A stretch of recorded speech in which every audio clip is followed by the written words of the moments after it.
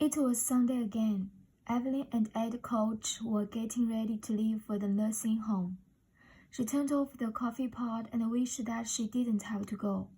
But Ed was so sensitive where his mother was concerned that she dare not refuse to go and at least say hello to her whiny. Demanding mother-in-law going out there was like torture to her. She hated the smell of sickness and also and death. It reminded her of her mother, of doctors and hospitals. Evelyn had been 40 when her mother died, and after that the fear started.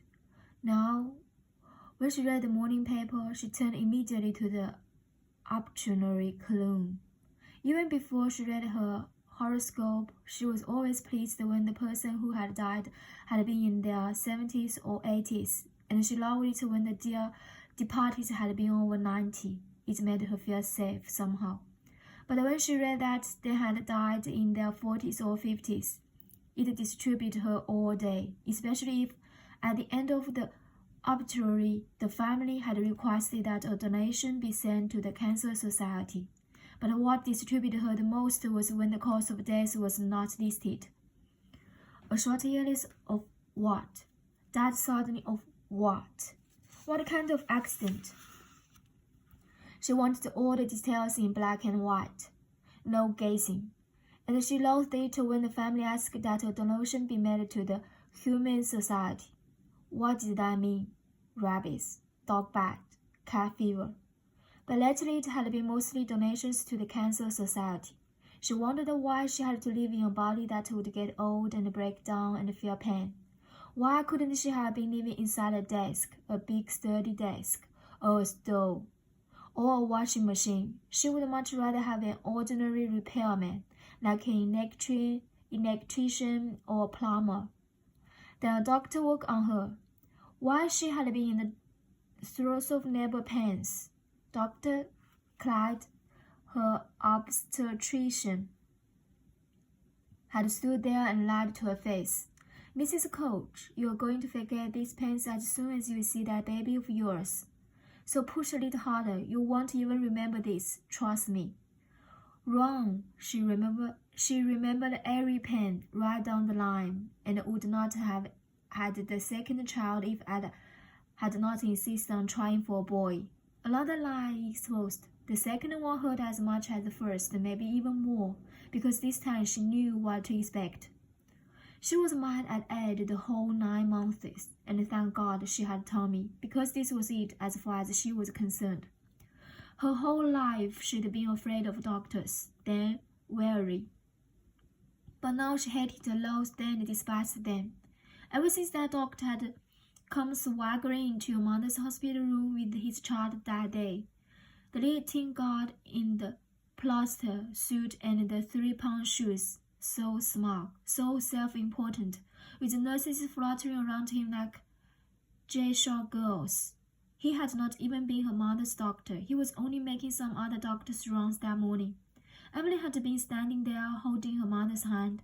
When he came in, he did not bother to introduce himself. He said, "Hello, doctor. I'm her daughter, Evelyn Coach," without taking his eyes off the chart. He said in a loud voice, "Your mother has a rapidly progressing cancer of the lung that has metastasized itself in the liver, pancreas, and the spleen, with some indication of invasion into the bone marrow. Up until that very moment, her mother had not even known that she had cancer. Evelyn had not wanted her to know because her mother had been so scared. She would remember the look of sheer terror on her mother's face so long as she lived. And that doctor who continued on down the hall with his entourage. 2 days later, her mother went into a coma. She could also never forget that gray, sterile, concrete-walled intensive care waiting room where she had spent all those weeks, frightened and confused, just like the rest of the ones waiting here, knowing that their loved one was lying just down the hall in a cold, sunless room, waiting to die. Here they were, perfect strangers in this small space, sharing what was probably the most intimate and painful moment of their lives. Not knowing how to act or what to say, there were no rules of etiquette. Nobody had prepared them for this ordeal. Poor people, terrified like herself, trying to be brave, chatting about their everyday lives, completely in shock, pretending everything was all right. One family had been so frightened that they couldn't bring themselves to accept the fact that the woman down the hall, dying, was their mother. They would always refer to her as their patient, as asked Evelyn how her patient was doing, to put the truth so far away from them as possible and try to ease the pain. Every day they waited together, knowing the moment could come. That awful moment when they would be called upon to make the decision whether or not to turn the machines off. It's for the best. They'll be much better off. It's what they would want. The doctor says they're already gone. This is only a technicality.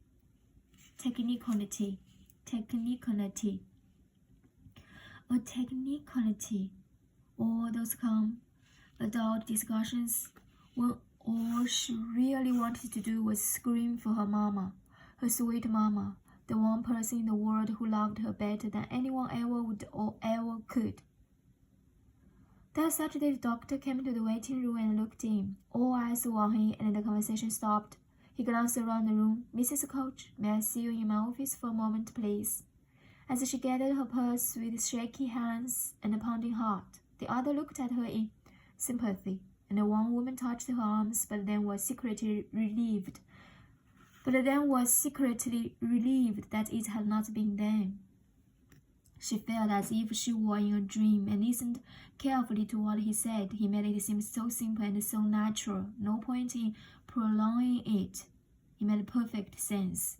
She got up like a zombie and went home. She thought she was ready to accept it, to let her go. But then nobody was ever really ready to turn off their mother's machine. Nobody wanted their thought to turn off the light of their childhood and walk away, just as if they were turning out a light. and leaving a room. She would never forgive herself for not having the courage to go back over to the hospital and be with her mother. She still woke up crying over the guilt. And there was not a way in the world she could ever make up for it. Maybe having gone through this had been the start of Evelyn's fear of anything having to do with doctors or hospitals. She didn't know. All she knew was that the thought of going to a doctor made her literally break out in a cold sweat and start to shake all over. And just the sound of the word cancer caused the hair on the back of her arms to stand up. She had stopped touching her breasts at all anymore, because one time she had felt a lump and almost fainted. Fortunately, it turned out to be clinics that had stuck to her bra in the wash. She knew it was an unreasonable fear and that she really should go in for a checkup. They say you should have one every year. She knew she would do it, if not for her sake, for her children's sake. She knew all that, but it didn't make any difference. She had a few moments of bravery and made appointments for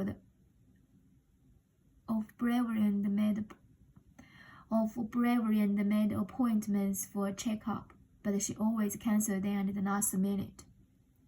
The last time she had been to a doctor was 6 years ago for a bladder infection.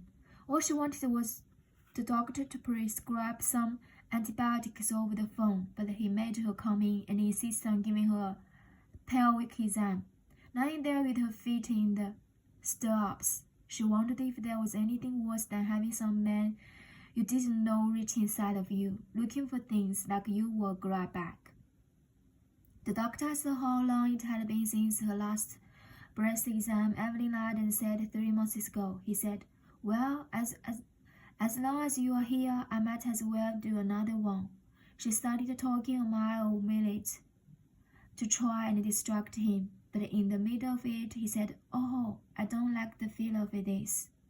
The days of waiting for the test results had been almost unbearable. She'd walked around in a nightmarish fog, praying and bargaining with a God she was not even sure she believed in. She promised if he would only let her not have cancer, she would never complain about anything again. She would spend the rest of her life just being happy to be alive, doing good works for the poor and going to church every day. But the day after she found out she was fine and would not be dead soon, as she had imagined, she went back to being just like she was. Only now, after that scare, she was convinced that every pain was cancer, and if she went to the doctor to see if it was, she was sure that not only would it be true, but that he would listen with a stethoscope to her heart and rush her to the hospital for open-heart surgery before she could escape. She began living with one foot in the grave. When she looked at her palm, she even imagined that her lifeline was getting shorter. She knew she couldn't go through any more days of waiting for test results, and decided that she really did not want to know if anything was wrong, and preferred to drop dead in her tracks, never knowing. This morning, as they drove out to the nursing home, she realized that her life was becoming unbearable. Every morning she would play games with herself, just to get her through the day, like telling herself that today something wonderful was going to happen, that the next time the phone would ring, it would be good news that would change her life, or that she was going to get a surprise in the mail. But it was never anything but a junk mail, a wrong number, a label wanting something. The quiet hysteria and awful despair had started when she finally began to realize that nothing was ever going to change, that nobody would be coming for her to take her away. She began to feel as if she were at the bottom of a well, screaming, no one to hear. Lately it had been an endless procession of long black nights and grey mornings, when her sense of failure swept over her like a 500-pound wave, and she was scared, but it wasn't death that she feared. She looked down into the black pit of death and had wanted to jump in, once too often.